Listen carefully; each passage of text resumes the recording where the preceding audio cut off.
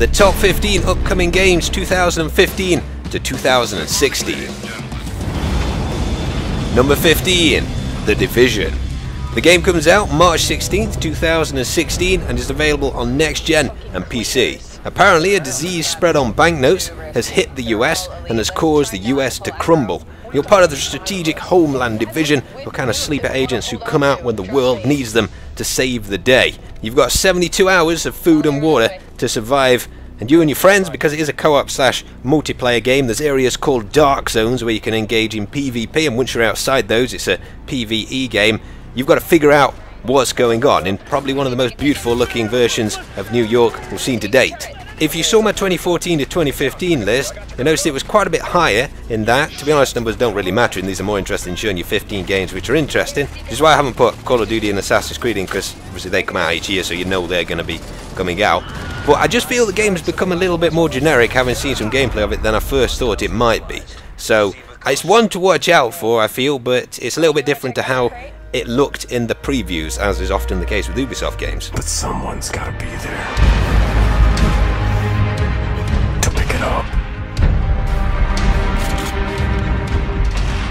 to push back, put the first piece back together, put us all back together. Number 14, Battlefront. So this comes out November the 17th, 2015 on PC and Next Gen. This is predominantly a multiplayer and co-op first / third person shooter, as you can switch between the two, which is based on the original 3 movies, so there won't be any Clone Wars in it. Well, it might be in DLC. There's also no space battles, I've heard as well, which was in the previous Battlefront game. You'll be fighting across 4 different planets initially, which are Endor Hoth, which is what the footage here is being shown, the ice planet, Tatooine and Sullust. You can play as hero characters, which is probably, as a label that's not confirmed, definitely Han Solo, possibly Chewbacca, Luke Skywalker, Darth Vader. I don't know who else is confirmed, but you can play as them if you do well in the game, so you kind of get them as like a super power-up character that you can spawn in as. It is definitely the best looking Star Wars game ever, one of the best looking games ever made, and it's got the most authentic sound, I feel, of any Star Wars game as well. The gameplay is, and this is why it's further this, because I've actually played a bit of it. There is a closed alpha going on at the moment, which I didn't get into, but I have played a bit before, and it's very... There's virtually no learning curve there. It's sort of designed for anybody to casually play, so not very much like the previous Battlefront game, but it does make me wonder if there's enough there for the game to remain interesting to people over a significant period of time. Bombers are making their attack run. Go in for the takedown! Almost there.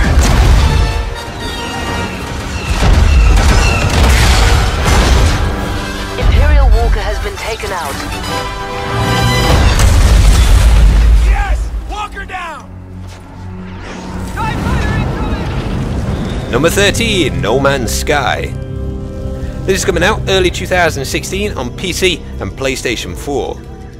The idea of this game is you explore an infinite universe and your spaceship, where you can fly from the atmosphere all the way down onto the planetary surface, land there, explore, because there's apparently 18 quintillion planets in this game which are randomly generated, and actually planet-sized planets, so you can wander all over the surface, and it'll take you many days to actually explore each planet. Then you can get back in your spaceship, fly up through the atmosphere into a space battle, and the end goal is to gather enough resources to upgrade your ship and weapons to be able to get to the center of the galaxy. But the more damage you do to the planets by gathering resources, killing animals on there, the more likely this alien race called the Sentinels will hunt you down and kill you. Once you get to a planet, if you discover a new species or indeed a new planet, you can name that planet after yourself. It is a single player game, although you can track your progress online apparently, so your friends know what you've discovered.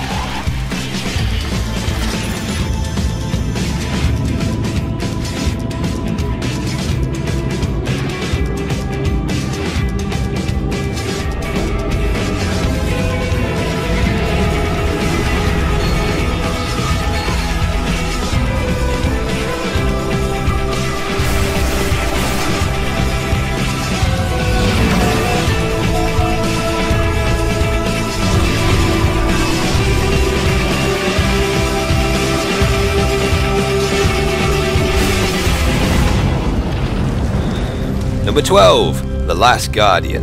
This is coming out sometime 2016 on the PlayStation 4. It's made by Team Ico, who of course made Shadow of the Colossus on the PlayStation 2, which I never played but I heard was one of the best games on there. You play a young boy who's being held captive in a giant ruined castle by mysterious soldiers who befriends a bird/dog griffin creature called Trico, who's also being held there in order to escape. I think what sets this game apart, perhaps from me, is that the game lets you focus on the relationship between you and Trico, and you see a real friendship develop there, because initially I think Trico tries to hunt down the boy, but then you've got to manipulate Trico as you would a real animal, make sure he gets enough food, actually care for him, and he will care for you.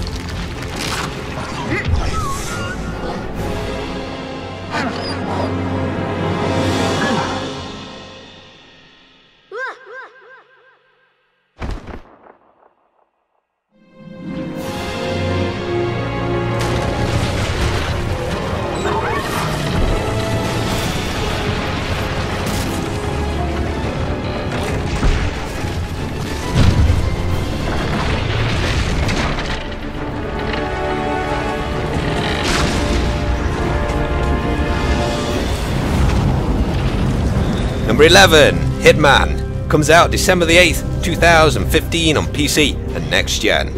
Once again, you'll be stepping into the shoes of Agent 47, who, despite being bald and having a barcode on his head, has never been discovered. The game is taking the series back to the open world Hitmans, like Blood Money, rather than the very, very linear Hitman Absolution, so you'll be able to go into an area, discover where the bad guy is, and then apparently, and this is reading another article, there were 26 chances they had to kill that bad guy in different ways in 20 minutes of playing the game, so it seems there's going to be a lot of options for taking people out other than stealing guards' codes and sneaking up on them. Mark your own targets and share them with your friends. Challenge a world of assassins.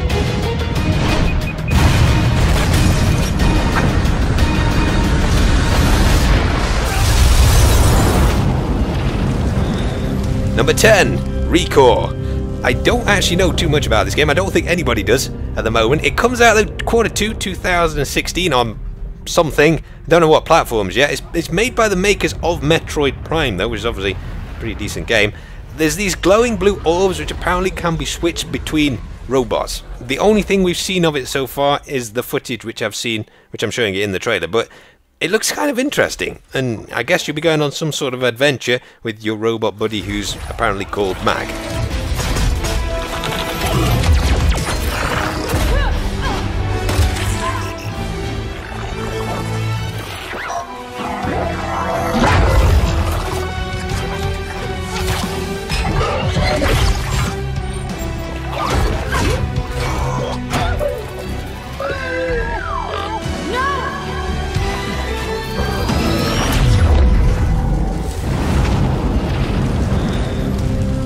Number 9, Just Cause 3. This comes out 1st of December 2015 on Next Gen and PC.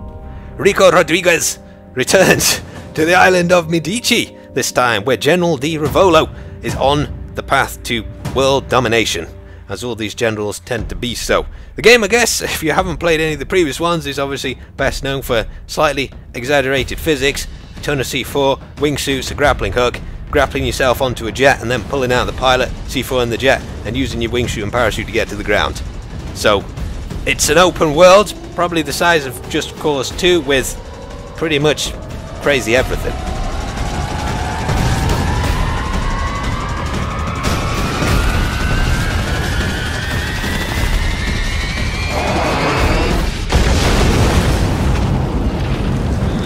Number 8, For Honor.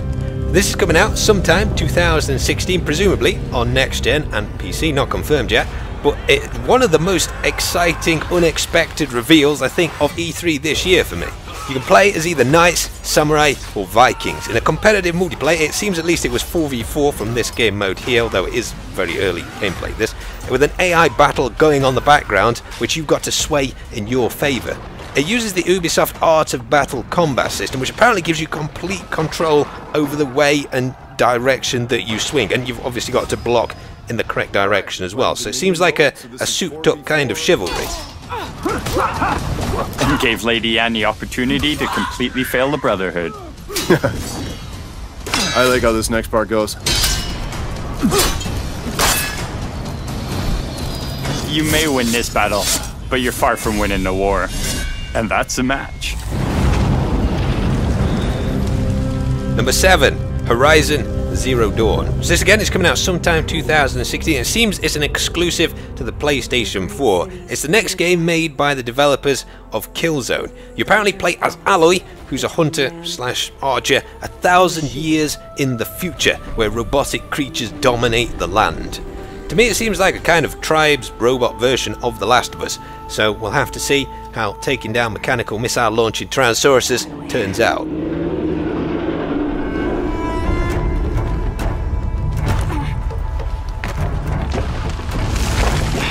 Damn it.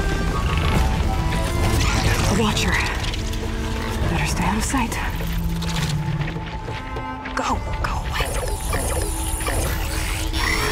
No, you don't. Sorry, little one. I couldn't let you call for help. Number 6, Mad Max. This comes out 1st of September 2015 on Next Gen and PC. It's being developed by the developers of Just Cause 3, so they've got a lot on their plate this year. It's an open world game set in the plains of science, which apparently isn't linked to the story of the films, but Max has got to find his interceptor and build from it the Magnus Opus, the best car of the wasteland, after his car gets robbed at the beginning of the game. There's apparently the Thundersticks, which are like the exploding javelins, and the sandstorms from the films in this. It's kind of got a free-flow combat system like the Batman games do, although you can apparently stealth and knife take down people. It looks really cool. Like some screenshots I've seen, there's like a massive submarine buried in the sand, so I'd imagine it's going to be pretty fun to explore. Defeat your enemies and reclaim the life they stole. You will survive because you are Max. Number 5, Ghost Recon Wildlands.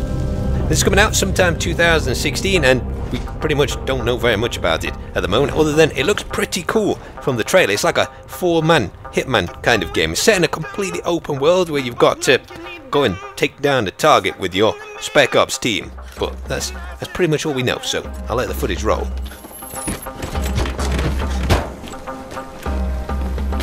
In position. They're loading up the cocaine.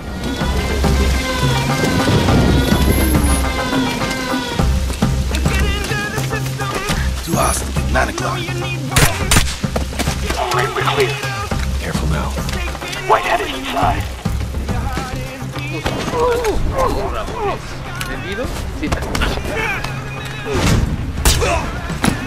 C4 in place. We're clear. Area secure. Whitehead is secured. Let's go. Can't fight the friction!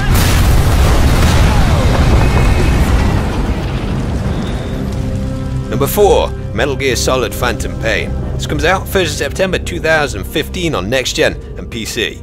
From what I've heard, this is probably going to be the last Metal Gear Solid game. You play as Venom Snake, aka Big Boss, who's voiced by Keith Sutherland. You meet up with your friend, Ocelot, and the story apparently follows on from that in Ground Zero. It's set in 1985, I believe, and you've got to track down those who destroyed the MSF mercenary group at the end of the previous game. You've got a sniper buddy called Quiet to help you, and you can do some really cool things in this game, like Quiet, you can ask her to shoot off the helmet of an enemy so you can trank them in the head.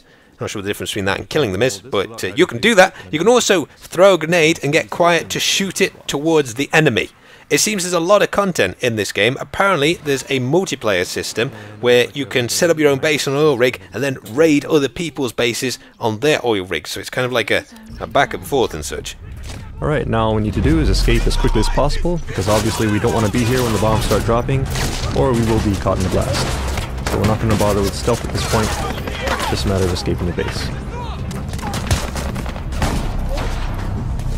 And we see a vehicle here, which should help us out, so let's go ahead and hijack that.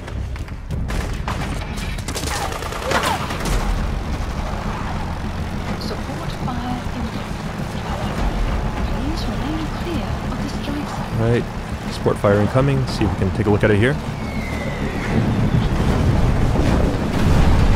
Nice. This is Oracle, arriving shortly at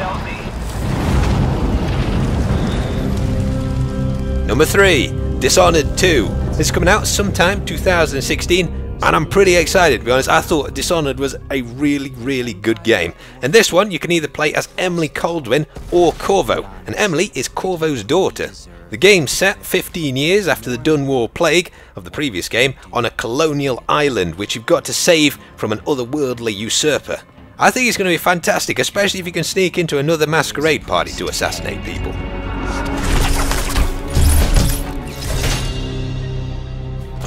You cover your face, but I know who you are. Emily Kaldwin. Nothing is an accident. Everything is in motion.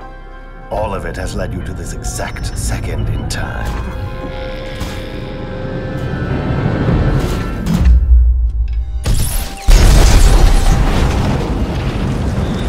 Number 2, Uncharted 4. It's only on the PlayStation 4 and is coming out March 2016. Once again, you play as Nathan Drake, who initially was retired from treasure hunting until his older brother Sam returns from the dead with a tale of a lost, mythical pirate utopia. There they are. See any way to get to Sam? Not yet. We're running out of road, kid. I know. Nate. Here, take the wheel. What? Are you out of your goddamn mind? Yep, probably. Oh, shit. Yeah. Oh, crap. Number 1, Fallout 4, which amazingly comes out November the 10th, 2015 on PC and next gen. You awake unaged 200 years after a nuclear holocaust sweeps the world, having hidden in a bomb shelter in Boston. The Vault-Tec targeting system of course returns from the previous games, except this time you can use it to defend your own base. You can build up your own structures and protect your own little area of the world whilst progressing through the story. If you don't farm enough food and water, you won't survive. It seems a lot of people think this is going to be Game of the Year 2015, and Bethesda seem to be taking this in their stride, since they've let one guy pay for the game with 2,000 bottle caps he's collected since the launch of Fallout 3. Hope you enjoyed the video, guys. You'll have to tell me if you heard of all these games, and I'll see you guys in the next chapter.